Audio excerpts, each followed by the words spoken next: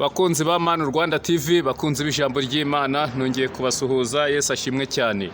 Uyu munsi rero rwose twongeye kugaruka n'umusore mwiza hano rwose, tugira ngo twibwire, abwire abakunzi ba Manu Rwanda TV icyo akora. Aratubwira ko ari umuhanzi, aratubwira se ni umuhanzi w'umuraperi, ni umuhanzi uririmba gospel, mbese arabibwira muri make.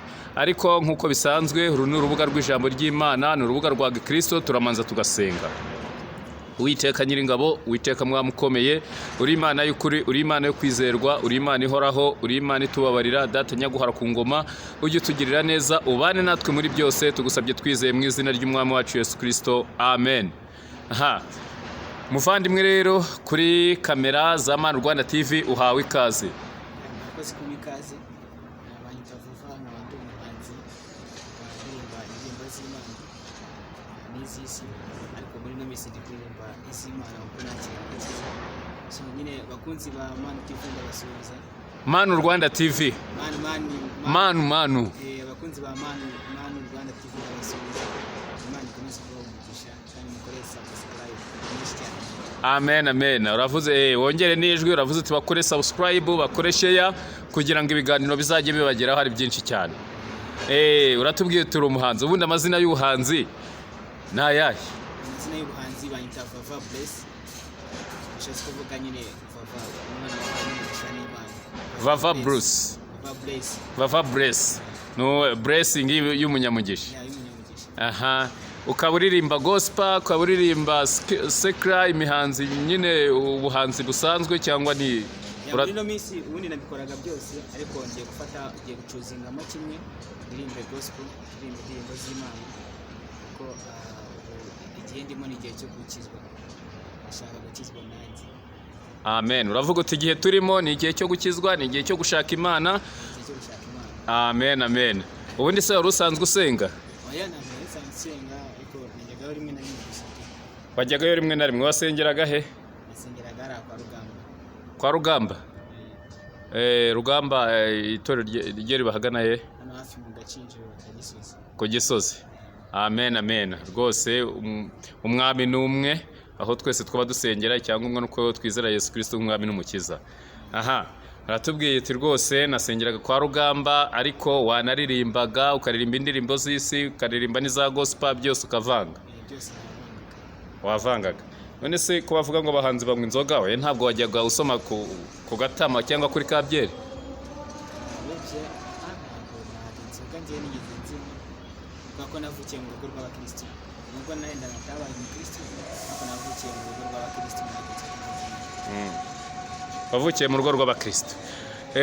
Ubwo rero hari ukuntu umuntu avuga ati ngewe nkora rap, ngewe nkora afrobeat, ngewe nkora reggae, injyana wowe ukoramo ni iyihe? Injyana ebyiri niyumvamo, hari rap, niyumvamo injyana ebyiri, rap na afrobeat.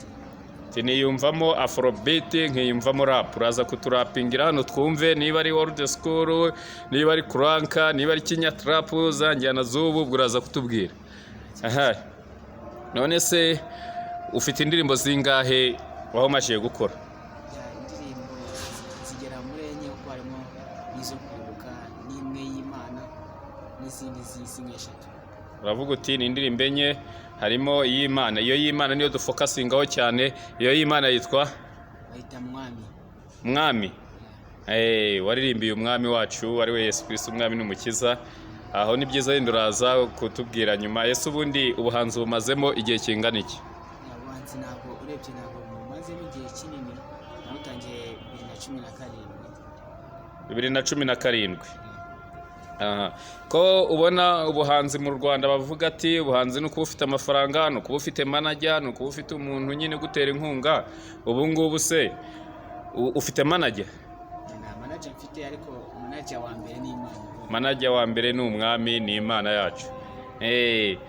Ubu urafata amafaranga yawe ukajya muri studio ugakora indirimbo. Ukorera mu yihe studio nayo tumwamamariza? Bayita Non-Stop. Non-Stop? Bahagana hera? Kicukiro. Niho izo ndirimbo zose wazikoreye? Uko se hari igihe umuntu akorana n'abandi bahanzi kugira ngo amenyekane, we hari umuhanzi mu Rwanda mwaba mwarakoranye? ya nta muhanzi mu Rwanda turakorana, ariko ubu ngubu mbirimo ndashaka gukorana n'umuhanzi ukomeye, nanjye ndebe ko yantera inkunga nkaba nazamuka nk'abandi.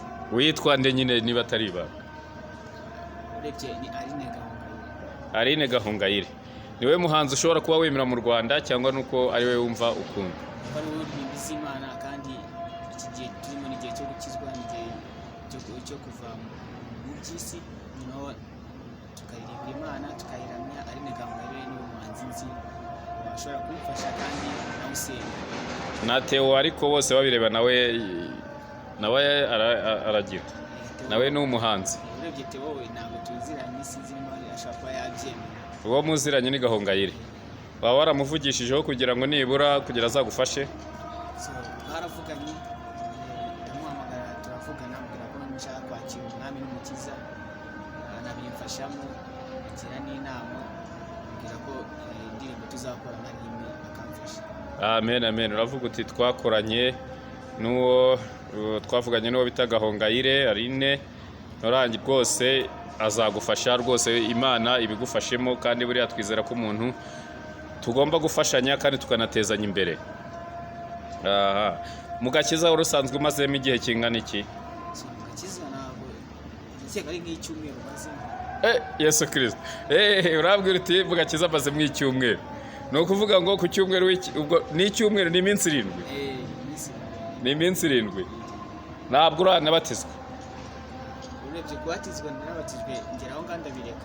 Wari warabatijwe mbere se? Wasengeraga kwa Rugamba urabireka cyangwa? Nasengeraga muri ADPR. Wasengeraga muri ADPR? Kwirebera. Urangije ujya kwinywera inzoga? Ujya kwinywera inzoga, ntabwo wagiye mu busambanyi? Tubwize ukuri, nabwo ntiwabureka? Nabwo ntiwabureka. Aravuga uti rwose none se ubwo nk'umuntu wari umusore, ubwo urumva ukajya mu busambanyi, ukajya kunywa inzoga, urumogi rwo ntabwo warunyweye? Narwo ntabwo byabura. Ni ukuvuga ngo inzoga, abagore, urumogi, ibyo byose Vava Bless byose yabirebagaho? Ubu se wasohokeraga no mu bubyiniro? Nasohokeraga mu bubyiniro. Ahagana he waba warasohokeye ubwo? Zaganite, Nyabugogo, Bahauzi, Nyamirambo. Keiza Hotel. Keiza ntabwo nzahibiyeyo nayo Banyabugogo. Ubwo se tuvuge nk'umusoro, ubwo buri munsi iyo wasohokaga ntiwatahanaga umukobwa?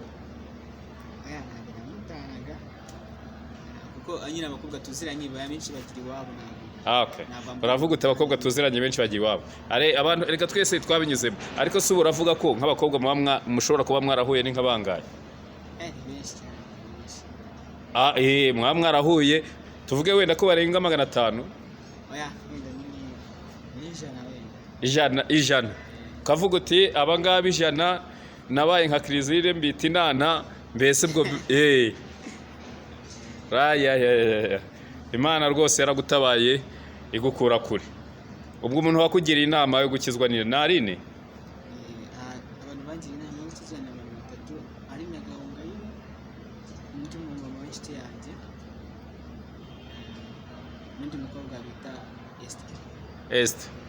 Ubu urahamya ko utazongera kugwa nk'uko n'ubundi wari waraguye? Ntabwo nakongera kubona isi, nabonye nta cyiza cyane.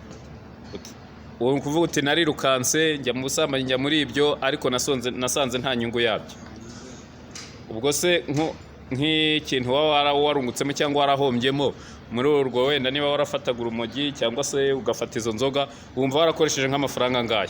Menshi. Amafaranga naho narakoresheje niyo wayubakisha inzu yakunze. Niyo nayubakisha inzu yakunze ura miliyoni 20 cyangwa miliyoni 10.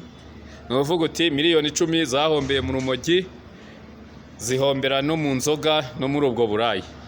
Urumva rero ko uburaya n'izo ngeso mba atari ikintu. Kuba warahombye miliyoni 10 wakabaye nyine uri umusore ziguteza imbere, ariko n'ubundi uteye imbere uranakeye, ariko rero aho wakabaye ugeze ntago ariho nanone ubugeze. tuvuge ko ubuhungiro ari kubuhungira ari Yesu. Yesu ngo ubuhungiro bwanjye ni Yesu. Ubuhungiro bwawe ni Yesu. Avuga uti rwose ntago nzongera kuvuga ngo ndagwa. Ariko se ubundi imbere cyari cyakugushije ni iki? So nyine hari ukuntu ujya muri groupe Kigali. Ikigare. Naragiye mu bana badasenga. Nishiduka ntabwo. Aha, uravuga uti nagiye mu bantu badasenga nshiduka nagwe. Abantu basenga babita bakobanye. Nagiye mu bakobanye. Wari wagiye mu bakobanye. Na Bibiliya iratubwira muri Zaburi ya mbere igice cya 1 ngo hahirwa umuntu udakurikiza imigambi y'ababi, ntahagarare mu nzira y'abanyabyaha, ntiyicarane n'abakobanyi. Urumva ko rwose niwongera kugwa muri uwo mutego ugahagarara mu nzira y'abanyabyaha ukicarana n'abakobanyi, niho hahandi uzasubirayo. Ariko icyo nakwifuriza ni ugushika mu komatana n'Uwiteka Imana yawe. Nuko rero bakunze b'Amana Rwanda TV, murumva ko rwose uyu musore akatubwira ati ngiye nahombye miliyoni 10. None intego yawe uri kuvuga uti ni iyihe? Gusenga Imana gukora cyane no kumvira Uwiteka. Ni kumvira Uwiteka ibindi byose nzabikora. Tunukumvira Uwiteka. Ubu se kandi muri abo ariko muri abo bagore 100 batubwiye nta mwana wigeze ugira? Ariko ufite fiance ubu ngubu? Ufite umwe. Ubu ufite umwe, babandi 99 bose warabaparitse uravuga uti umwe wanjye niwe nzashaka. Ubuse ntibajye baguhamagara bagutesha umutwe bavuga ati Vava Bless wacu nta twarasohokanye turabana ubu ngubu rwose turamukumbuye. Bahinduye nimero kugira ngo batazongera kugwisha. Imana ishimwe cyane. Watubwiye uti rwose ndirimba Afrobeat nkakubita rap. Ako karirimbo ka rap watubwira niyo y'umwami yari muri rap cyangwa ni muri Afrobeat? Ibyo byose birimo. Tubwire iyo wakoze muri rap twumve. Iyo ya rap twumve. Iyo ya mwami harimo igitero kimwe cya Afrobeat ikindi ni rap. Tubwire nyine ishyiramo dukorere mu nganzo kiri giti byayinanga nyine kubitera irigisi ntacyo nta kibazo. Mwami Mana nshaka kwibera uwawe, uyu mutima wanjye ndawugutuye. Mwami Mana nshaka kwibera uwawe, uyu mutima wanjye ndawugutuye. Unyakire nduwawe. Amen amen nduwawe. Mwami Mana nshaka kwibera uwawe, unyakire nduwawe. Mwami wakoze ibikomeye uremera ibihuru, abapfa amatwi ibirema biragenda bipfa amatwi birumva, impumyi zirabona. Mwami ni wowe ukwiriye icyubahiro, uruwo gushimwa ntawe utagushima. Cyose nzahora nkushima. Imana igira neza ugire. Amen uti Imana igira neza rwose. Ndumva rap birimo Afrobeat rwose ndumva ibintu rwose urimo umuhanzi pe. Vango uwari Paulo wari Sawuli yahindutse Paulo rwose. Urumva ko birimo neza, urabwira abantu ko nta utashima Imana, buri nawe ufite aho yagukuye ugomba gushima Imana. Amen. Rwose urumva ko ari iby'intangarugero. Kavuga uti ngiye rwose mu rugendo rwanjye ngomba gusenga, ngomba guhaguruka nkasenga Imana yacu kugira ngo. Ariko ubu hari nk'umurongo watubwira muri Bibiliya cyangwa hari utaragira Bibiliya yahukirijwe na n'ubu nturayigura? Kavuga uti umurongo ufasha muri Bibiliya nuyu? Ntabwo muzi ariko hari umurongo kuva mu bijyanye no kujijuka sinzi wari. Yobu 28 ngo kubaho Uwiteka nibwo bwenge kandi kuva mu byaha niko kujijuka. Ubu wateye intambwe, wavuye mu byaha, wamenye Imana, ubwo nibwo bwenge. Ubundi ubwenge ni ukubaha Imana, kugira ubwenge ni ukubaha Uwiteka. Nayo bitwiga mu mashuri tugira ibyo ni ubumenyi. Ubu rwose ukomeze rwose ukomere ushikame mu gakiza kandi Imana izaguteza imbere. Ariko se nk'ubu ngubu hari abantu badasenga, abo wasize mu byaha, abo wabagiriye ihe nama?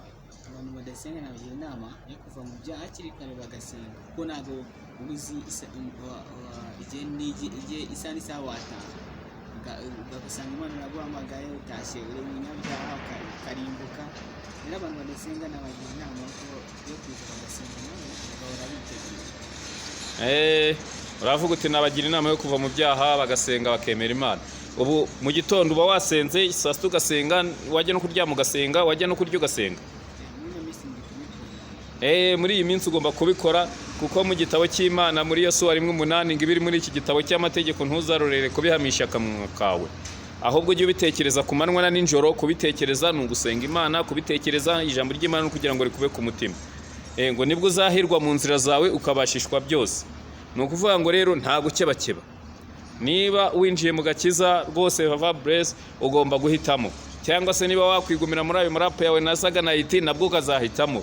Inzira y'Imana rero irafunganye, ntabwo ushobora kuyijyamo ngo ugaruke no muri Saganite, ntabwo byakunda.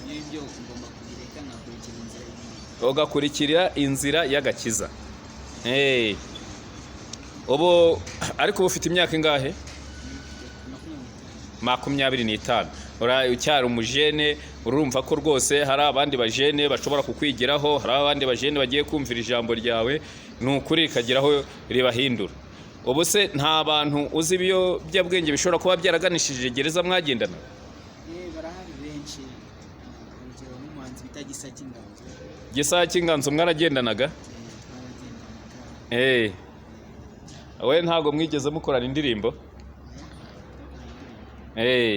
Ariko ntabwo mwigeze musangira kuri ka mugo kwiwe nawe? Gisa cy'Inganzo mwarasangiye? Agituye Gikondo cyangwa yaragituye akiba Kicukiro? Ariko ubu yarabiretse. Ubu nawe yarakishijwe yarabiretse, niyo yabanywa wenda sinzi, ariko mbona nsigaye mbona ari umwana muzima. Nta gakibi. Nta wundi mwaragendanye nawe wundi ukomeye kuba ashobora kuba yarabinyweye nawe abihagarika, cyangwa se yamara kugororwa agiye hariya bita ngo ni mu kindi gihugu, cyangwa se ni mu rindi joro hariya Mageragere, akaba yaragarutse akongera akihana? Ariko we ntago wigeze bagucakira ngo ufatwe n'inzego zishinzwe umutekano zikujyana? Wagize amahirwe ntihagira ugufata. Uravuga uti rwose ngewe ubu rwose ni ibintu by'igitangaza kubona umusore baravuga ati nge nanyuze muri ibi none ndagira inama urubyiruko narwo rubivemo. Ubu rero hari abantu benshi batumva agaciro k'iri jambo, ushobora kubibabwira, ubasubiriremo, ubabwire ububi bw'ibyo biyobyabwenge, ubabwire ububi bwo kujya muri izo ngeso mbi kugira ngo nabo bihane.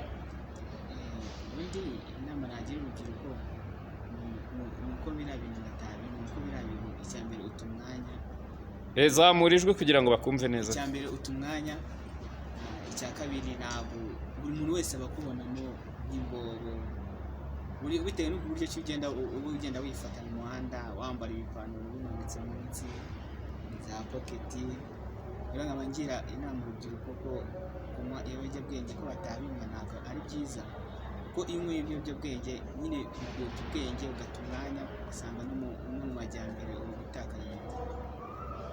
Amen.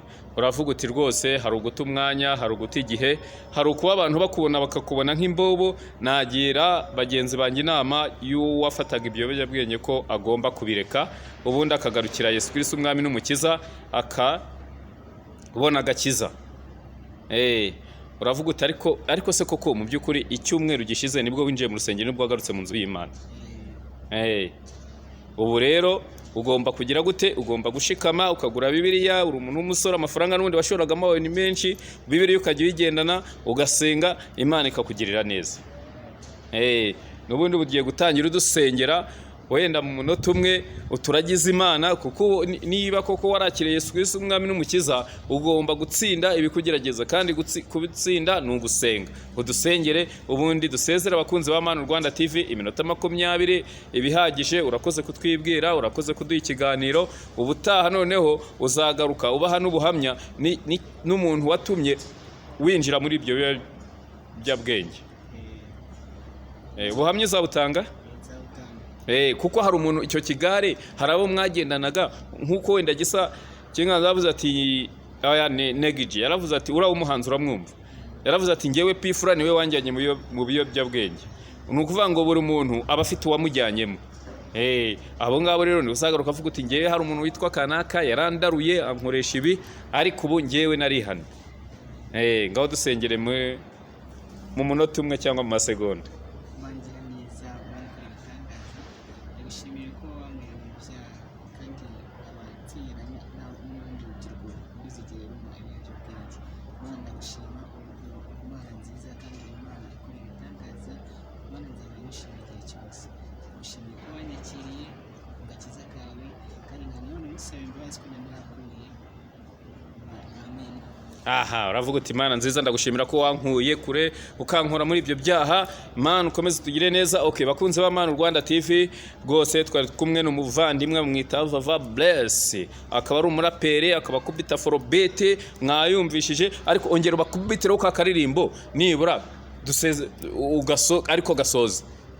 Mwami Imana nshaka kwibera uwawe, uyu mutima wanjye ndawugutuye.